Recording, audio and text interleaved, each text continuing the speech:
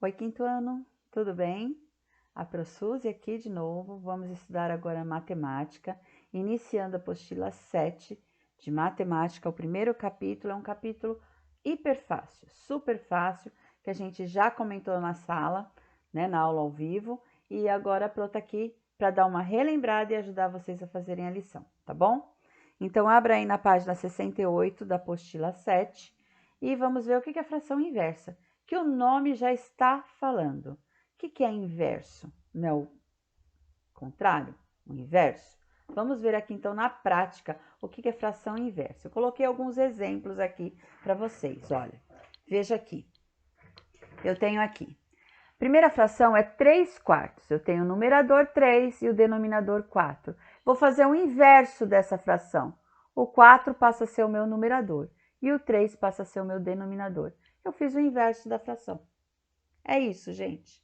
A mesma coisa aqui. 2 sétimos, eu inverti. O 7 virou numerador e o 2 virou denominador. Eu inverti. 8 quintos, também inverti. E quando eu tenho um número inteiro e que eu quero inverter este número, fazer uma fração inversa, aqui embaixo eu sei que é quem, gente? Quando ele é inteiro. É o número 1. Então, quem que vai ser o meu numerador? 1. E o meu denominador? 2. Pronto.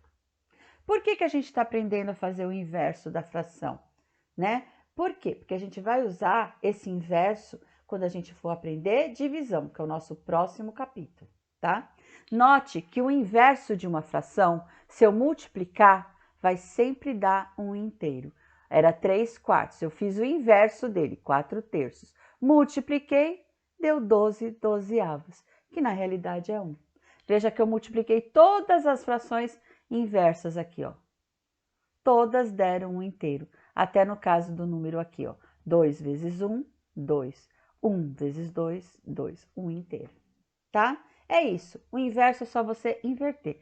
E lembrando que se eu tenho o número 2, né, ou se eu tenho o número 3, ou se eu tenho o número 4, qualquer número inteiro, o inverso dele vai ser o 1 no numerador. Por quê? Porque o denominador no número inteiro, nós aprendemos que é 1, tá?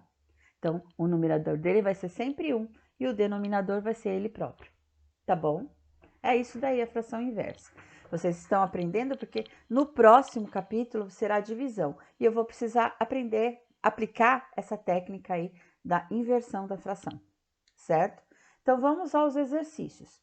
Logo aqui no número 1, tem um quadradinho azul chamando a atenção que o inverso de 0 sobre 3 seria 3 sobre 0, mas não existe fração cujo denominador seja 0. Então, não existe, não há fração com denominador 0. Então, o 0 ele nunca vai ter uma fração inversa. Por quê? Porque não tem fração com denominador 0. Guardem isso, tá? Isso é uma regra muito importante. Por isso, 0 não possui fração inversa. De acordo com o texto teórico, indique no quadro seguinte o inverso de cada fração ou número natural. Quando houver, escreva, e quando não houver, você vai escrever que não há fração inversa, certo? Então, eu tenho aí no quadro 2 quintos, 3 oitavos, 1 nono, 6, 0 e 50 centésimos. Você vai fazer o inverso. Vai mudar. O denominador vai virar numerador e o numerador vai virar denominador. Vai inverter a fração.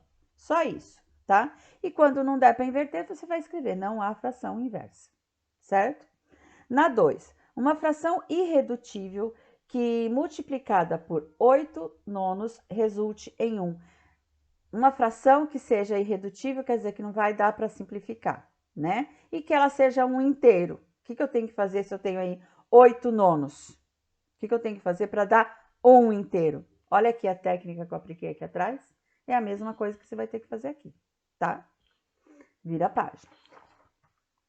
Página 70. De maneira geral, mostramos que frações inversas têm numerador e denominador trocados de posição. Há, no entanto, frações que são iguais às suas inversas. Juntamente com um amigo ou um colega, pense em exemplos desse tipo de fração e anote 3 delas. Frações que vão ser ter se trocar o denominador pelo numerador, elas vão passar a ser a mesma coisa. Que fração será essa?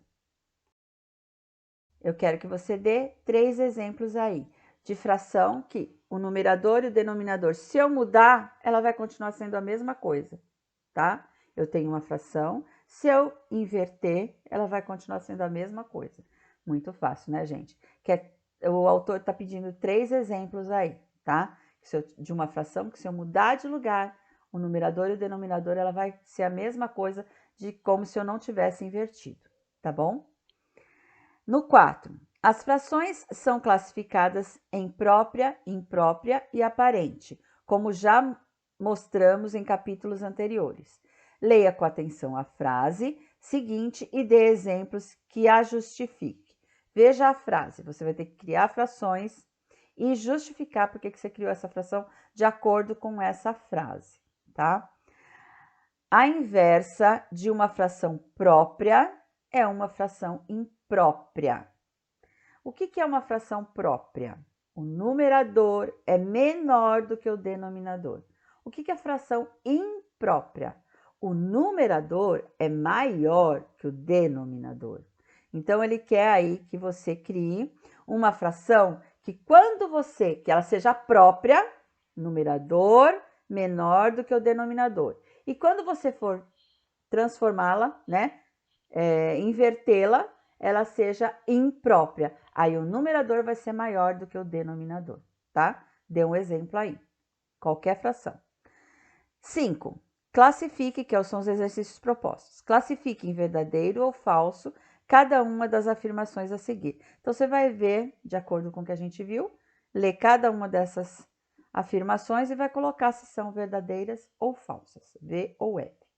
Na 6, faça o que se pede em cada item. Na letra A, multiplique por 3 vezes o inverso da fração 4/7. Então, inverte a fração 4/7 e multiplica por 3. Multiplique por 1/2 o inverso de 3. Então, você vai fazer o inverso de 3 e vai multiplicar por 1/2. Fácil também. O número misto, 3 inteiros e 1/7, pode ser escrito na forma de fração imprópria. Caso seja escrito dessa forma, sua fração inversa será... Primeiro, você vai transformar este número misto aí, 3 inteiros e 1/7. Transforma, vai achar uma fração, tá? Veja se ela vai ser imprópria e assinale aí o inverso dela, tá? Não é ela, é o inverso dela, tá? É até aí a lição de hoje, muito fácil, tá, gente? Faça com carinho, com atenção, tá bom? Eu espero ter ajudado vocês e guardem essa regrinha de inversão de frações, porque você vai utilizá-la, tá? Quando a gente for aprender divisão de frações. Super beijo, até daqui a pouco na aula ao vivo. Tchau, tchau.